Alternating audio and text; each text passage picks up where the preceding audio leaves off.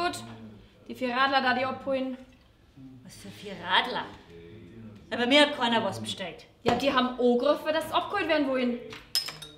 Das ist ein Witz, oder? Wir werden eh was wir kennen. Ja, ich find's nicht witzig. Mitten aus meinem Mädelsurlaub holt er mich raus, der Zipfi. So haben wir's ausgemacht. Ich fahr mit den Mädels zum Wellnessen und die Herren den Radl fahren. Und was ist jetzt? Jetzt kann ich's abholen, die besoffenen Wagenscheidel. Nur weil wir den Bus haben. Ach, die 4 Radler, meinen sie, die hocken da hint.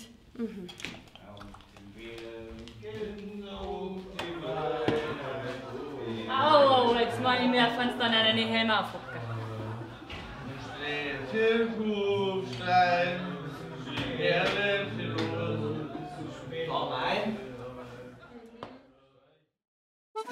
Bayern Comedy wird unterstützt durch die private Landbrauerei Schönramm.